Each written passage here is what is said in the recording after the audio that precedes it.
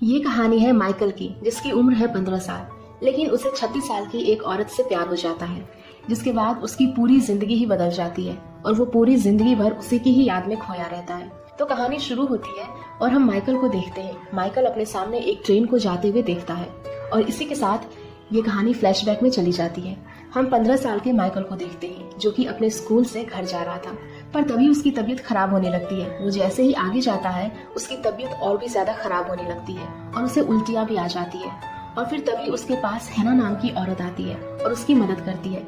तभी माइकल रोने लगता है तो हैना उसे गले लगाकर कहती है कि चिंता मत करो, तुम्हारी जो भी समस्या है वो जल्द से जल्द ठीक हो जाएगी। जिसके बाद हैना उसे उसके घर पर भी छोड़ देती है और वहाँ से चली जाती है। घर के अंदर आने पर माइकल के घर वालों को पता चलता है कि उसकी तबीयत ठीक नहीं है। तो फिर जब डॉक्टर माइकल को चेक करता है तो वो बताता है कि उसे स्कारलेट फीवर है, जिस वजह से उसे अगले 3 महीने तक अपने रूम के अंदर ही रहना होगा। अगर वो अपने रूम से बाहर निकला तो ये बीमारी उसके घर वालों को भी लग जाएगी। तो फिर अब माइकल भी ऐसा ही करता है और अगले 3 महीने तक वो अपने रूम के अंदर ही पड़ा रहता है। और फिर जब वो ठीक हो जाता है तो सबसे पहले वो हैना के लिए एक बुके खरीद कर उसके घर पहुंच जाता है ताकि वो उसका शुक्रिया अदा कर सके। वो उसे बुके देता है और कहता है कि मैं पहले भी आ जाता, लेकिन डॉक्टर ने मुझे 3 महीने घर के अंदर ही रहने के लिए कहा था, इसीलिए मुझे इतनी देर हो गई। तो हैना कहती है कि कोई बात नहीं। जिसके बाद माइकल उससे पूछता है कि अगर आपको किसी भी काम की जरूरत पड़े तो आप मुझे बता सकते हो। तो हैना कहती है कि मैं एक कंडक्टर हूँ, तो तुम चाहो तो मेरे साथ चल सकते हो। और फिर इसी के दौरान माइकल हैना को कपड़े बदलते हुए भी देखता है, जिसे हैना देख लेती है। जिस बात से घबरा कर माइकल वहाँ से भाग जाता है, लेकिन वो कई दिनों तक हैना के घर के आसपास मंडराने लगता है। फिर एक दिन जब वो हैना को कोयला लाते हुए देखता है तो वो भी उसके पास चला जाता है और पूछता है कि क्या मैं आपकी मदद कर सकता हूँ। तो हैना कहती है कि ठीक है, नीचे और भी कोयले हैं, तुम उसे लेकर आओ। और फिर इसी के चलते माइकल की हालत काफी खराब हो जाती है, जिसे देखकर हैना उसके ऊपर काफी हंसती है। हैना कहती है कि तुम अपने कपड़े उतारो, तुम्हारे कपड़े काफी गंदे हो चुके हैं और मैं उन्हें साफ करके देती हूँ, तब तक तुम नहा भी लेना। और फिर जब वो माइकल के लिए टॉवेल लेकर आती है तो हमें पता चलता है कि हैना ने भी अपने कपड़े उतार दिए हैं। वो उसकी पीठ पर किस करने लगती है और कहती है कि तुम यही चाहते थे ना। जिस बात को सुनकर माइकल कंफ्यूज होने लगता है तो हैना कहती है कि मेरी तरफ देखो। जिसके बाद वो उसे किस करती है और दोनों इंटीमेट भी होने लगते हैं। और अब इसके बाद ही इन दोनों का अफेयर स्टार्ट हो जाता है। स्कूल छूटने के बाद वो हर दिन हैना के पास आता था और ऐसे ही हर दिन वो दोनों एक दूसरे के करीब आते रहते थे। अब एक दिन माइकल उसे कहानी सुनाता है तो एक दिन एक दूसरे से सवाल जवाब करते हैं, जिससे देखने में हमें ऐसा लगता है कि ये दोनों एक दूसरे से बहुत ही ज्यादा प्यार करते हैं। अब एक रात माइकल हैना से पूछता है क्या कल हम डिनर पर जा सकते हैं, जिस पर हैना उसे हाँ कह देती है। और फिर अगले दिन ये दोनों बाहर जाते हैं तो सभी लोग इन दोनों को ही देखने लगते हैं, क्योंकि इन दोनों की उम्र में काफी फासला था, जिससे हैना ऑकवर्ड फील करने लगती है। तो ये दोनों लोगों से दूर एक झील के पास आते हैं जहाँ पर हैना नहाने लगती है। वो माइकल को भी पानी के अंदर आने के लिए कहती है, लेकिन माइकल कहता है कि नहीं, अभी मैं एक कविता लिख रहा हूँ जो कि आपके बारे में है और मैं इसे पढ़कर आपको सुनाऊंगा। अब हम माइकल के कुछ दोस्तों को देखते हैं, जिसमें से एक लड़की उसे पसंद भी करती थी, पर माइकल उसे हर बार इग्नोर कर दिया करता था क्योंकि वो हैना से प्यार करता था। अब एक दिन हैना का प्रमोशन भी हो जाता है, जिसके चलते उसे ये सिटी छोड़नी होगी। माइकल का जब बर्थडे आता है तो वो अपने दोस्तों को छोड़कर हैना के पास आता है, जिससे हैना उस पर काफी गुस्सा होती है कि मेरे चक्कर में तुम अपने दोस्तों को मत छोड़ो। लेकिन माइकल उसे मना लेता है और फिर आखिरी बार ये दोनों इंटीमेट होते हैं। और फिर अगली सुबह हैना माइकल को बताए बगैर ही वहाँ से चली जाती है, क्योंकि उसका प्रमोशन एक दूसरी जगह पर हो चुका था। और फिर जब माइकल उसके घर आता है तो हैना उसे नहीं मिलती। वो काफी दुखी होता है और अकेले ही अपना टाइम बिताने लगता है। वो ज्यादातर किसी से बातें भी नहीं करता। और फिर देखते ही देखते 8 साल बीत जाते हैं, जहाँ पर माइकल अब 23 साल का हो चुका था और वो LLB की पढ़ाई कर रहा था। अब एक दिन उन सभी स्टूडेंट्स को केस ट्रायल देखने के लिए ले जाया जाता है। दरअसल कुछ महिलाओं के ऊपर ये आरोप लगाया गया था कि उन्होंने यहूदियों के 300 लोगों को चर्च के अंदर चलने के लिए छोड़ दिया। चाहे तो वो उन्हें बचा भी सकते थे, लेकिन उन्होंने ऐसा नहीं किया।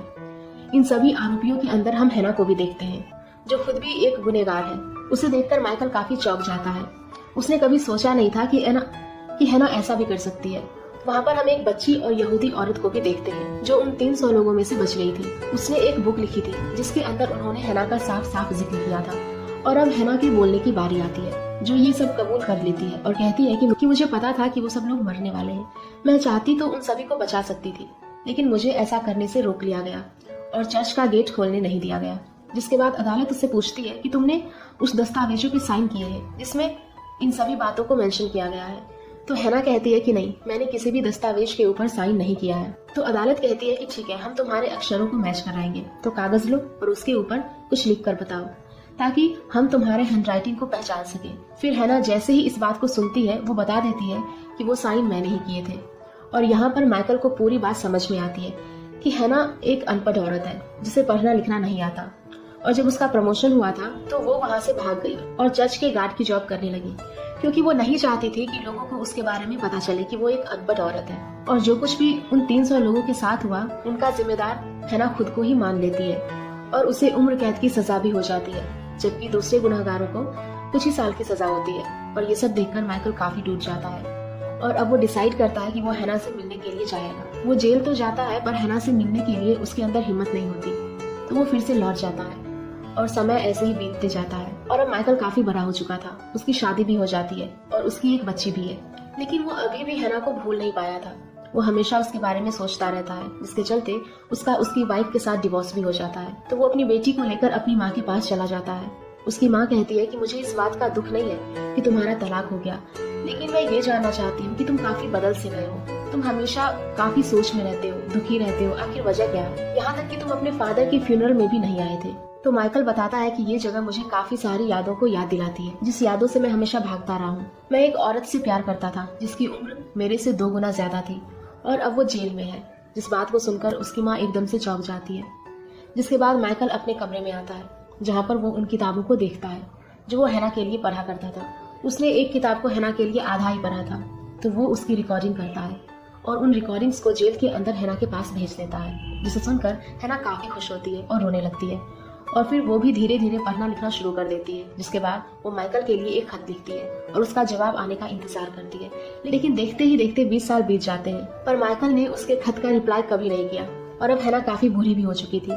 जेल के अंदर हैना का बिहेवियर काफी अच्छा था, तो उसके ऊपर दया करके उसे जेल से रिहा कर दिया जाता है। हैना की कोई भी फैमिली नहीं थी और माइकल खत के जरिए हैना से बातें किया करता था। तो जेल की वार्डन माइकल को कॉल करती है और कहती है कि हम हैना को छोड़ रहे हैं, उसका इस दुनिया में कोई भी नहीं है और ना ही उससे कोई मिलने के लिए आता है। पोस्ट के जरिए आप एक दूसरे से बात किया करते थे, तो हम चाहते हैं कि आप उसका रहने का बंदोबस्त कर दें। और फिर ये सुनकर माइकल काफी परेशानी में आ जाता है और थैंक्स कहकर फोन कट कर देता है। उसे समझ में नहीं आ रहा होता कि वो क्या करे। काफी दिनों तक सोचने समझने के बाद वो तय करता है कि वो हैना को जेल से लेकर आएगा। फिर वो जेल जाता है और काफी सालों के बाद वो एक दूसरे से मिलते हैं, जहाँ हैना माइकल को देखकर काफी खुश होती है। माइकल कहता है कि मैंने तुम्हारे रहने का बंदोबस्त कर दिया है, पास में ही एक लाइब्रेरी भी है, क्योंकि तुम्हें पढ़ना काफी पसंद है तो तुम वहाँ हर दिन जा सकोगी। और फिर ये सब सुनने के बाद हैना काफी भावुक होने लगती है और वो माइकल से पूछती है कि क्या तुम्हारी शादी हो गई? जिस पर माइकल कहता है कि हाँ, मेरा तलाक भी हो चुका है और मेरी एक छोटी सी बच्ची है। जिसके बाद माइकल उसे पूछता है कि क्या तुम्हें उस हादसे के लिए पछतावा है? जिस पर हैना कहती है कि हाँ, लेकिन मरे भी वापस नहीं आ सकते हैं। माइकल जब उसे कहानी सुनाया करता था तो वो हैना से पूछता था कि तुमने इस कहानी से क्या सीखा। तो इस बार वो हैना से पूछता है कि तुमने अपनी जिंदगी से क्या सीखा। जिस पर वो कहती है कि मैंने पढ़ना लिखना सीखा, क्योंकि अंत में मैं जेल में आई और यहाँ पर मैंने वो सब सीखा जो मुझे सीखना चाहिए था। जिसके बाद माइकल उसे कहता है कि अब मैं अगले हफ्ते आऊंगा और तुम्हें यहाँ से लेकर चलूंगा। फिर हम हैना को उसके कमरे में देखते हैं और वो अपनी किताबों को बाहर निकालती है और उनके ऊपर चढ़कर खुद को फांसी लगा लेती है।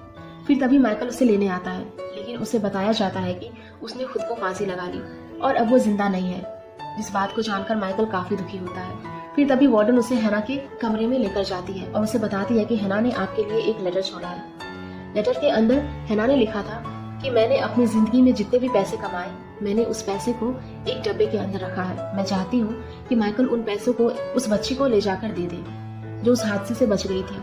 साथ ही वो माइकल को हेलो भी कहती है। और फिर ये सब सुनने के बाद माइकल काफी रोने लगता है और हैना का आखिरी काम करने के लिए निकल पड़ता है। और एक लंबा सफर तय करने के बाद वो उस बच्ची से मिलता है जो कि अब काफी बड़ी हो चुकी थी। वो माइकल से पूछती है कि तुम दोनों का क्या रिश्ता था। जिस पर माइकल उसे सब सच बता देता है कि जब मैं 15 साल का था तो मेरा उसके साथ रिश्ता था जो कुछ समय तक चला। और फिर इन सभी बातों को बताते हुए माइकल रोने लगता है। जिसके बाद वो उसे पूछती है कि तुम यहाँ पर किस काम से आए हो। तो माइकल कहता है कि हैना ने अपनी जिंदगी की पूरी कमाई आपके लिए छोड़ी है। जिसके बाद वो उसे वो डब्बा दिखाता है, जिस डब्बे को देखकर उसे अपना कैंप याद आ जाता है जिसमें उसका ये डब्बा चोरी हो गया था। वो कहती है कि इस डब्बे को तो मैं रख लूंगी, लेकिन इन पैसों को नहीं ले सकती। तो फिर माइकल उसे पूछता है कि मैं इस पैसों का क्या करूं। जिस पर वो कहती है कि तुम इसे किसी यहूदी एनजीओ को दान कर दो। तो माइकल कहता है कि ठीक है, लेकिन जाते समय वो उससे पूछता है कि क्या मैं इस पैसे को हैना के नाम से दान कर सकता हूँ, जिस पर वो हाँ कहती है।